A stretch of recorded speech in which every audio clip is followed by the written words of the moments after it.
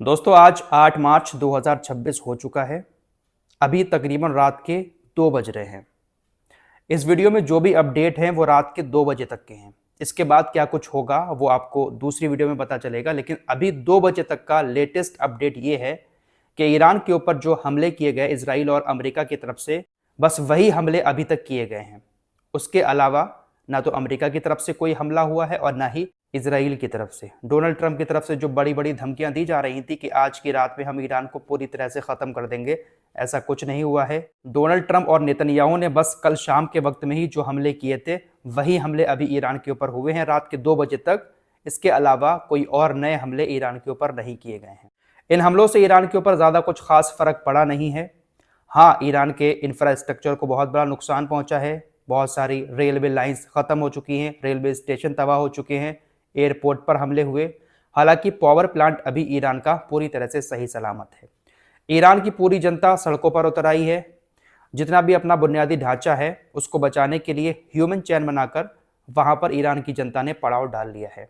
Iran की जनता घबरा नहीं रही है अमेरिका और इसराइल से, बल्कि डटकर इन लोगों का सामना किया जा रहा है। अब आप लोगों को ईरान के पलटवार का इंतजार होगा। क्या ईरान ने कहीं पर हमला किया? जी हाँ, ईरान की तरफ से हमले किए गए हैं इसराइल के ऊपर। साथ ही साथ बहरीन, सऊदी अरब और कुवैत जैसे देशों को ईरान की तरफ से वार्निंग भी जारी की गई है कि कहां कहां पर ईरान हमले कर सकता है। सारी चीजें आपको बताएंगे, लेकिन पहले ईरान के हमले के बारे में बता दें। इसराइल का एक एरिया है नेगेव एरिया, जहां पर इसराइल का डिमोना परमाणु केंद्र है। ये एरिया वहीं पर है। इस एरिया में Shimon Peres Negev nuclear research centre भी इसराइल का बना हुआ है। तो कह सकते हैं जो न्यूक्लियर ठिकाना है, परमाणु ठिकाना इसराइल का, उसको टारगेट करके ईरान की तरफ से मिसाइल हमले नेगेव और डिमोना एरिया में किए गए थे। नुकसान की ज़्यादा खबरें अभी सामने नहीं आई हैं। 2 बजे तक शुरुआती हमले हैं। नुकसान क्या कुछ हुआ होगा वो आपको नेक्स्ट वीडियो में पता चलेगा। फिलहाल अभी तक ईरान की तरफ से इतने ही हमले किए गए हैं, लेकिन ईरान की तरफ से अब कहां कहां हमले किए जाएंगे वो भी आपको बता देते हैं। ईरान ने सऊदी अरब, यूएई और बहरीन, इन 3 देशों की पिक्चर दिखाते हुए 11 बजे तक का टाइम दिया। आज रात तेहरान के टाइम के मुताबिक 11 बजे तक का टाइम है। ईरान ने कहा है कि इन देशों में हम जिन जिन जगहों पर हमला करने वाले हैं उसकी टाइमिंग आज रात 11 बजे से शुरू हो जाएगी, और इस जगह पर जो भी लोग हैं 11 बजे के बाद ना आए।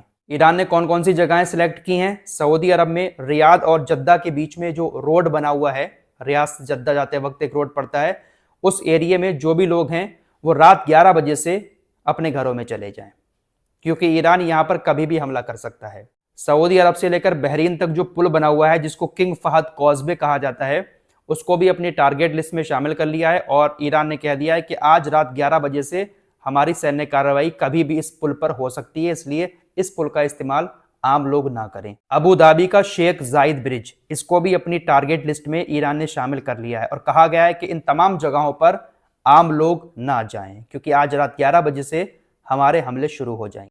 फिलहाल ईरान ने अभी तक इस्लामिक देशों पर हमले शुरू नहीं किए हैं, सिर्फ इसराइल के ऊपर कुछ मिसाइलें दागी थीं। डिमोना और नेरेब एरिया में जाकर वो मिसाइलें गिरी हैं। फिलहाल अभी इस वीडियो को रिकॉर्ड करते हुए मेरे पास एक ब्रेकिंग न्यूज़ आई है कि कतर की राजधानी दोहा में अधिकारियों को एक खतरे की चेतावनी मिली थी। चेतावनी मिलने के कुछ ही मिनटों के बाद धमाके की आवाज़ें सुनाई दी हैं। हालांकि अभी शुरुआती बात है, धमाके कहाँ पर हुए हैं, कतर को कितना नुकसान हुआ है, इस बात की पूरी जानकारी अभी सामने नहीं आई है, लेकिन कतर के अंदर धमाके की आवाज़ सुनाई दी है। कुवैत के गृह मंत्रालय की तरफ से अपने देश के लोगों के लिए एक एडवाइजरी जारी की गई है। कहा गया है कि देखिए बहुत ज़्यादा खतरा है एरिया में, इसलिए शाम के 6 बजे से अपने घरों में बंद हो जाओ। 6 बजे के बाद घर से बाहर नहीं निकलना है, आपको बस सुबह को ही बाहर निकलना है। 6 बजे के बाद अपने घरों में चले जाएं। ये कुवैत की एडवाइजरी है। खबर कुवैत की एम्बेसी से आ रही है जो इराक के अंदर बनी हुई है। कल इराक के लोगों ने यूएई की एम्बेसी पर धावा बोला था और आज कुवैत की एम्बेसी पर हमले की खबर आ रही है।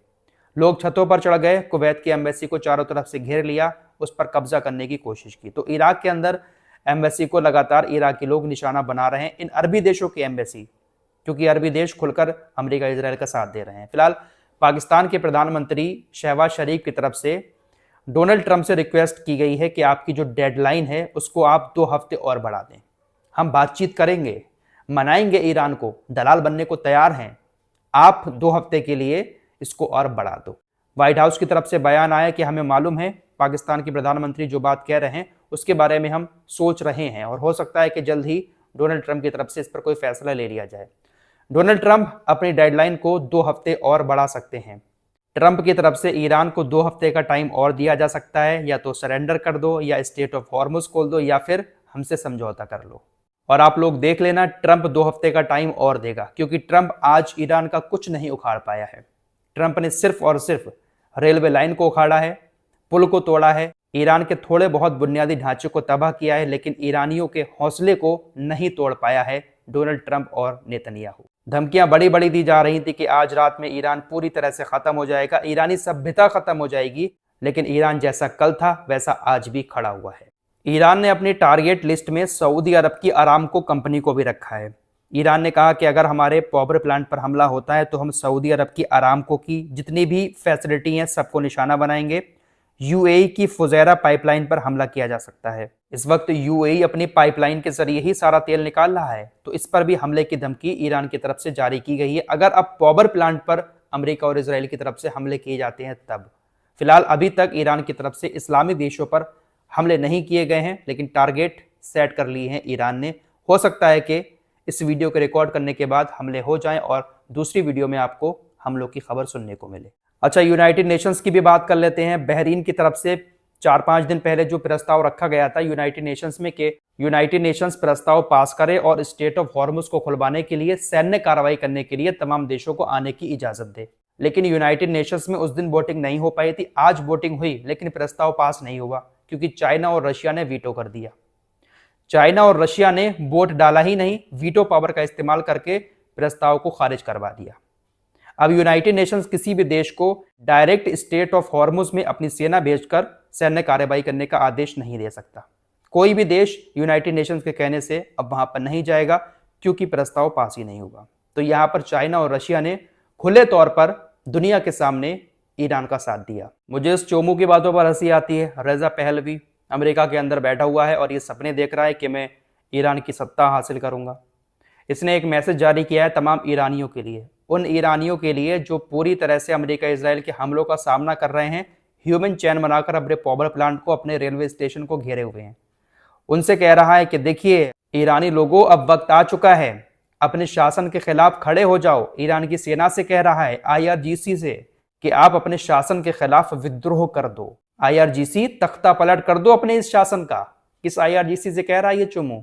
जिस IRGC को बनाने वाले खुद आयतुल्लाह खामनेई हैं, उनके शासन का तख्ता पलट करने की बात ये चोमू कह रहा है। इसका सपना सपना ही रह जाएगा। ईरान के अंदर इसका अब दोबारा कदम भी नहीं आएगा।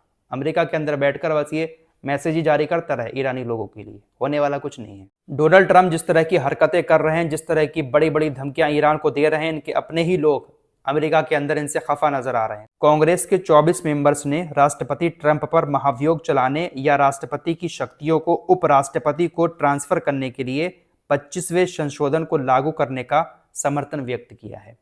इनके खिलाफ अपने ही लोग हो रहे हैं और इनके खिलाफ महाभियोग चलाने की तैयारियां चल रही हैं अमेरिका के अंदर, क्योंकि जिस तरह की बातें इनकी तरफ से की जा रही हैं, किसी भी दुनिया के नेता को ये बातें पसंद नहीं आ रही कि एक ही रात में हम पूरे ईरान को खत्म कर देंगे, एक भी ईरानी जिंदा नहीं रहेगा। मतलब साफ है कि आप परमाणु बम गिराएंगे। लेकिन पिछले 3 दिनों से ये बंदा जो सपने सजा रहा था, इसके सपने फिलहाल ठंडे हो चुके हैं। बस जो हमले इन्होंने रात ईरान के ऊपर किए थे, अभी तक तो फिलहाल वही हमले हैं। इसके अलावा इनकी तरफ से हमले नहीं किए गए और ये बंदा 2 दिन की डेडलाइन आगे जरूर बढ़ाएगा। पाकिस्तानी प्रधानमंत्री ने जो रिक्वेस्ट की है चमचागिरी करते हुए, 2 हफ्ते की डेडलाइन और बढ़ाएगा, क्योंकि इसको मालूम है कि इस तरह से हमले करके ईरान को हम हरा तो सकते नहीं हैं। 3 दिन से बड़ी बड़ी धमकियां दी जा रही थी इसकी तरफ से, ईरान को खत्म भी नहीं किया है, तो कहीं ना कहीं ये 2 हफ्ते की डेडलाइन और बढ़ाएगा। लेकिन ईरान किसी भी बात पर राजी नहीं होगा, ये भी आप देख लेना। पाकिस्तान की तरफ से एक और बड़ी बात बताई गई है कि जब हम ईरान और अमेरिका के अधिकारियों की बातचीत कराने की कोशिश कर रहे थे, तो ईरान की तरफ से हमसे कहा गया कि हमारे पास अभी भी तकरीबन 15,000 मिसाइलें हैं और 45,000 ड्रोन मौजूद हैं। इतना कहकर ईरान ने इस पूरी वार्ता को ख़त्म कर दिया।